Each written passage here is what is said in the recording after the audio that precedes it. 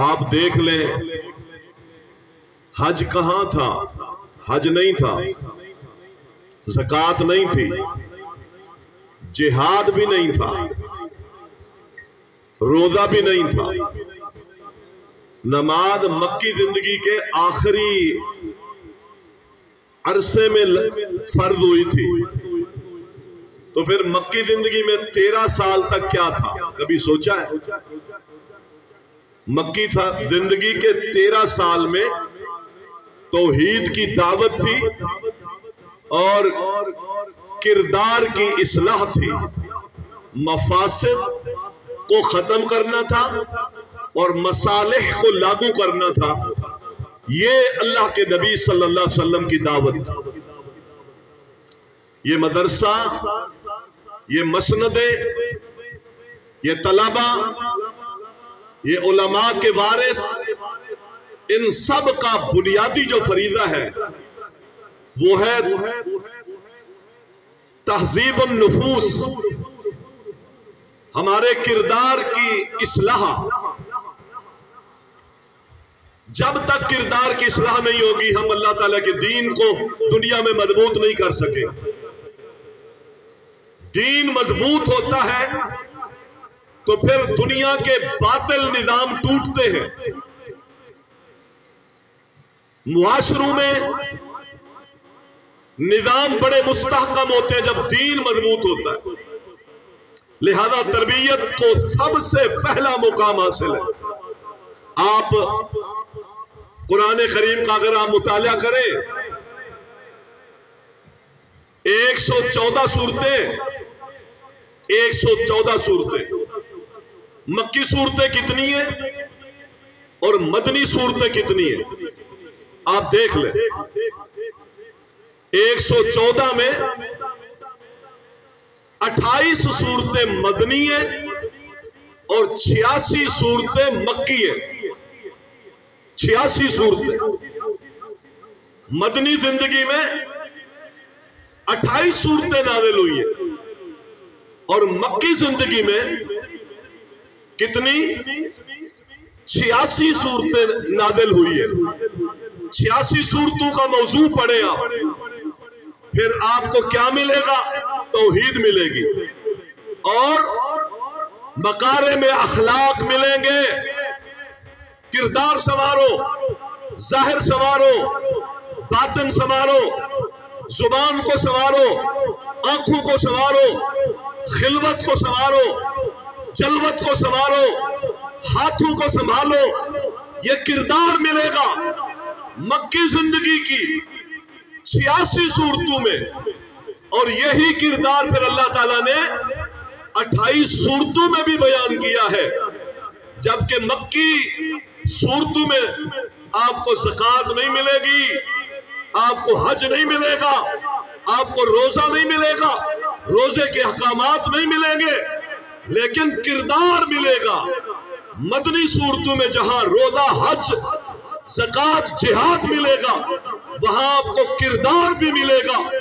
قرآن کریم نے مجھے یہ بتایا کہ یہ 23 سالہ تاریخ جو اسلام میں کی دعوت کی ہے، ان دونوں تاریخوں میں مدنی دور ہو یا مکی دور ہو، یاد رکھیے یہ دونوں ادوار اخلاق سے خالی نہیں ہے، اس کے بغیر گزارا نہیں ہو سکتا۔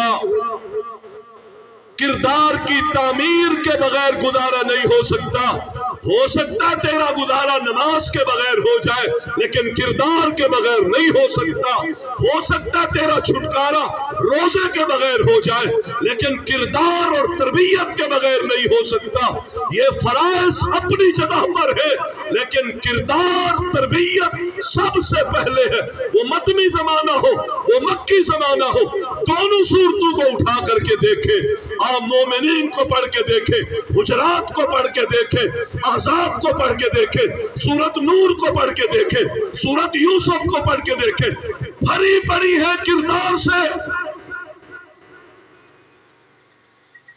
جن قوموں کے پاس کردار نہیں رہتا، ان قوموں میں شریعت کی تمکین نہیں رہتی، شریعت کی پختگی نہیں رہتی، اسلام وہاں پھلتا پھولتا نہیں ہے، اسلام وہاں قوت حاصل نہیں کرتا جس قوموں میں کردار نہیں ہوتا۔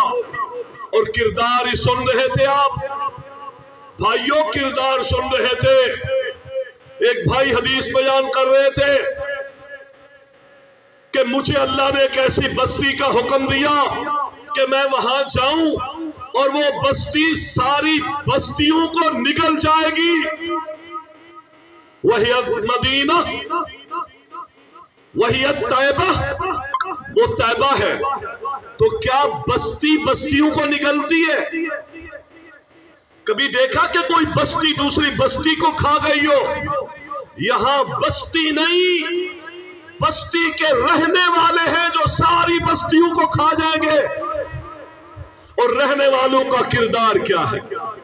وہ کردار، وہ تربیت کس نے کی تھی؟ وَيُعَلِّمُهُمُ الْكِتَابَ وَالْحِكْمَةَ، وہ تربیت قرآن پڑھا کے کی تھی، تانائی سکھا کے کی تھی، سنت سمجھا کے کی تھی، حدیث بتا کے کی تھی۔